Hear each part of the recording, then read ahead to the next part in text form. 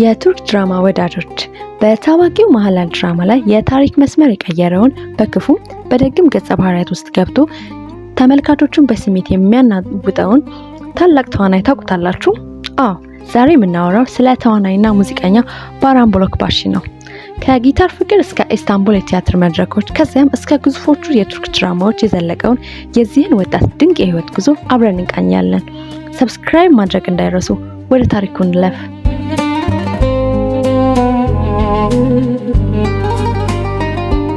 ባራን ቦሎክባሺ የተወለደው ግንቦት 1 ቀን 1994 እንደ አውሮፓውያን አቆጣጠር በቱርክ ነው።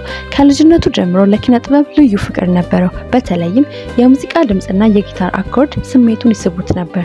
ገና በወጣትነቱ የሙዚቃ ባንድ በማቋቋም ዘፈኖችን ይጽፍ፣ ይጫወትና በሙዚቃ የብዙዎችን ቀልብ ይስብ ነበር።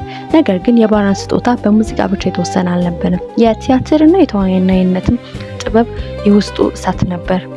ባራን ተውኔትን በሙያዊ ደረጃ ለመማር ወሰነ። በባይኬትን ዩኒቨርሲቲ የቲያትር ትምህርቱን ተከታተለ።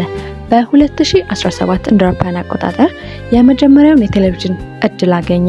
በታዋቂው አዲ ኤፍሳኒ ድራማ ላይ በፍቅሬት ገጸ ባህሪ ብቅ በማለት የተመልካቾችን ቀልብ በአጭር ጊዜ ውስጥ ሳበ። ከዚያም በኋላ የባራን የጥበብ መንገድ ወጣ ገባ ሳይሆን ወደ ላይ ብቻ የሚወጣ መንሰላል ሆነ።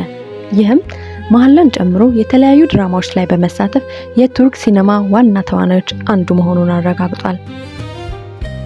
ብዙዎች ባራንን በትወናው ብቻ ያውቁታል። ነገር ግን እሱ አሁንም የልብ ፍቅሩን ሙዚቃ አልተወም። የራሱን ዘፈኖች ይጽፋል፣ በጊታሩ ተጅቦ ይዘፍናል። ኢቭን በትወና መካከል አእምሮን የሚያስደስትበት ስሜቱን የሚገልጽበት ዋና መንገዱ ሙዚቃ እንደሆነ ይናገራል።